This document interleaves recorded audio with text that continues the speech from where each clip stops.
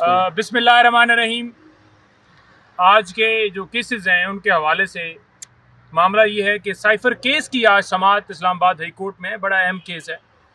आज बड़ी अहम समाअत है और इसमें अगर देखा जाए तो जैसे अमेरिका ने धमकी भेजी थी और जिन लोगों ने ये साजिश की और इमरान खान की हुकूमत को हटाया, बजाय ये कि उन लोगों के ऊपर मुकदमा दर्ज किया जाता, राना सनौला ने उस वक्त जो है ये एफआईआर दर्ज करवाई और जो उस वक्त के सेक्रेटरी इंटीरियर थे जिसको यूज़ करके ये सारा कंप्लेनेंट बना और सारा मुकदमा बनाया गया।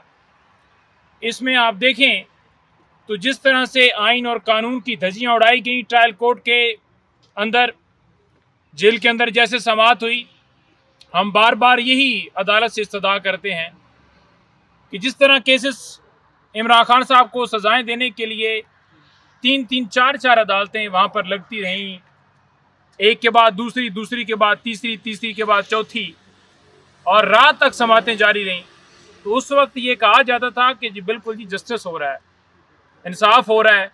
ये निज़ाम जो है, आप क्यों नहीं चाहते कि इंसाफ और जस्टिस के दरमियान क्यों हायल होना चाहते हैं? तो हमने यही उस वक्त इस्तदा की थी कि जैसे दूसरे केसेस चलाए जाते हैं ऐसे चलाए जाएं, लेकिन 5 मिनट की ब्रेक 5-6 घंटों के बाद अगर दी जाती थी तो उसके बाद दोबारा समाअत शुरू कर दी जाती थी। इमरान खान साहब और साबका खातून अव्वल बुशरा बीबी साहबा को, शाह महमूद कुरैशी साहब को अदालत में घंटों बैठाया जाता था, लेकिन जो ही मामला सुप्रीम हाई कोर्ट में आए या सुप्रीम कोर्ट में जाए या किसी जगह के ऊपर भी जाए, डिस्ट्रिक्ट कोर्ट में जाए, अपील के हवाले से हो, जमानत के हवाले से हो, तो फिर केसेस लटकाए जाते हैं। कल रिजवान अब्बासी भागा, आपने देखा किस तरह भागा, अदालत लगी हुई थी और वह भाग गया, और अदालत को हम झंझोड़ते रह गए जज साहब को कि एक्शन लें, एक्शन लें, तो सीट पर बैठे हुए वो बेबस नजर आए। देखें, इदारों का, हर इदारे का अपनी अपनी हदूद है, तो एजेंसियों को अब ये मुदाखलत बंद करनी चाहिए। और सुप्रीम कोर्ट में अगर मामला गया है इस हवाले से कि जजेस को धमकाया गया, लोअर जुडिशरी हो, हाई कोर्ट हो या सुप्रीम कोर्ट हो, तो ये एक ऐसा मौका था जहां अदलिया को के पास एक चांस आया था कि वो कार्रवाई करते उन इदारों के खिलाफ, वो सियासी जो सेल बने हुए इदारों में वो बंद करवाते और कहते कि हर इदारा अपनी हदूद में रहे। अगर आर्मी है तो उसका काम है दिफा का और वो उस हद तक महदूद रहे, सियासत में उसका कोई तल्लक नहीं। और अगर वकील है तो उसका काम है वकालत करना, उसका और कोई काम नहीं है। और अगर पॉलिटिकल लोग हैं, सियासी जमात है, हुकूमत है, उसका काम है हुकूमत चलाना।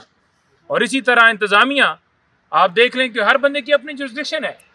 अब पुलिस वाला काम एक एसी करेगा या एक डॉक्टर करेगा या एक डॉक्टर का काम एक नाई करेगा, तो क्या ऐसे जो है मुल्क चल सकते हैं? हर इदारे को अपने हदूद में रहते हुए परफॉर्म करना चाहिए, काम करना चाहिए, लेकिन यहाँ पर ऐसा नहीं है। आज 3 केसेस 9 मई के हवाले से इमरान खान को वीडियो लिंक के जरिए शामिल करना था, लेकिन नहीं किया गया, और हर हेयरिंग के ऊपर ये कहा गया कि अगली हेयरिंग के ऊपर वीडियो के जरिए हाजिरी लगाई जाए। क्यों मामले लटकाए जा रहे हैं?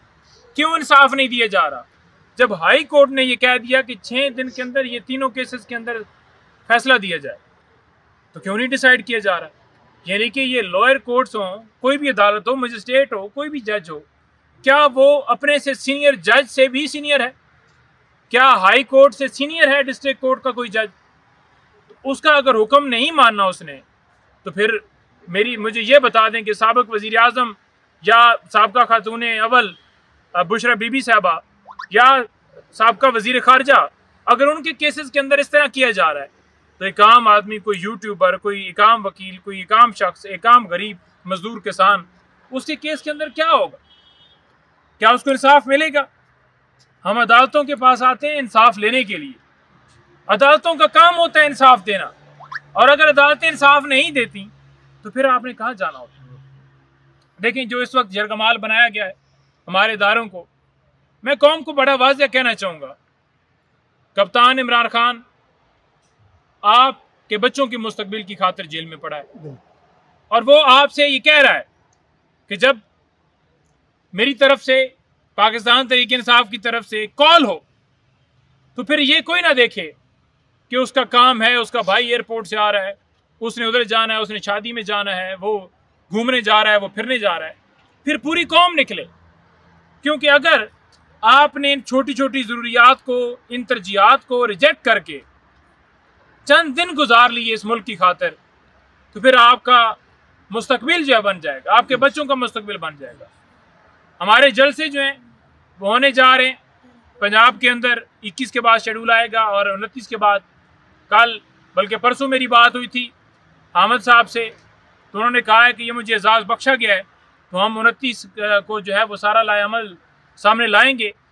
खान साहब से भी मुलाकात है, आज भी लीगल टीम की मुलाकात है। 6 मेंबरान को इजाज़त मिलती है, पॉलिटिकल लोगों को ईद के ऊपर भी नहीं मिलने दिया गया, जुमरात छुट्टियों का बहाना बनाया गया।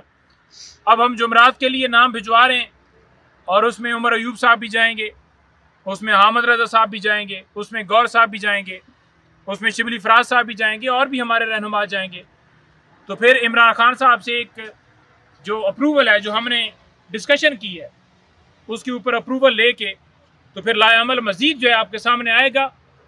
आज तक जो काम जिस जगह के ऊपर हो रहा है, इमरान खान साहब की हदायत के ऊपर अमल पैरा हुआ जाता है, और जहाँ पर कहीं कोताही हो तो हम एक दूसरे के साथ, हमारा भाइयों वाला तल्लक है, हम एक दूसरे की रहनुमाई करते हैं कि यहाँ से ये गलती हो रही है। गलती इंसान से होती हैं, उनको दरगुजर करना चाहिए। लेकिन इस वक्त मामला जो है वो आपके मुल्क का मामला है, आपकी मईशत का मामला है। कल रात जो जुल्म ढाया गया, पेट्रोल की कीमतें जिस तरह, डीजल की कीमतें जिस तरह से, मट्टी के तेल की कीमत बढ़ाई गई है, एक तरफ रोटी 4 रुपए रोटी का वो एक लॉलीपॉप दे के जो कि इम्प्लीमेंट नहीं करवाना इन्होंने, क्योंकि जो गंदम है वो क्या इन्होंने अपने घर से जो है वो होटल वालों को देनी है, जो ये कह रहे हैं कि इतने पैसे जो हैं वो कम कर दें।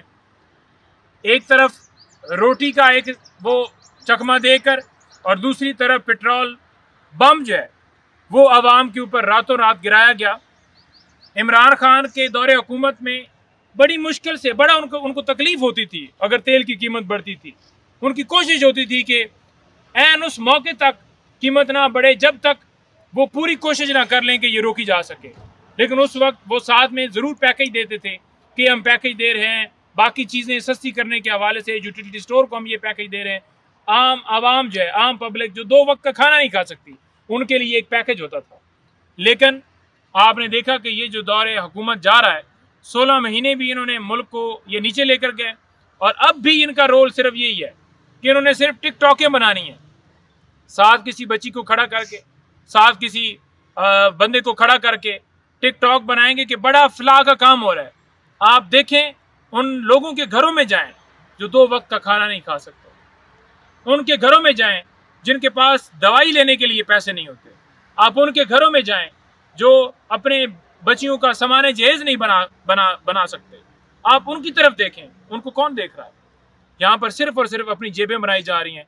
आज भी एवन फील्ड अपार्टमेंट्स की रसीदें नहीं दी गई, क्यों नहीं दी गई?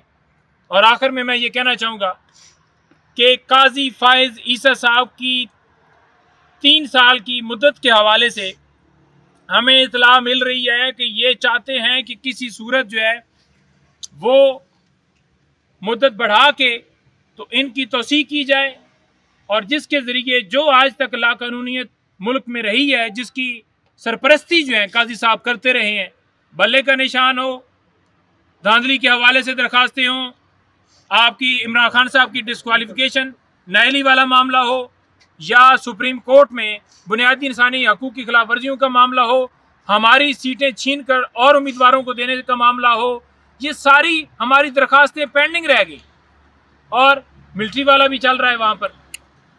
तो इनकी सरपरस्ती का ये अगर रिवार्ड देने की कोशिश की जा रही है कि उस आइन के अंदर कोई तरमीम करके, कोई कानून के अंदर तरमीम करके, कोई इस तरह का अगर मन घड़त मनसूबा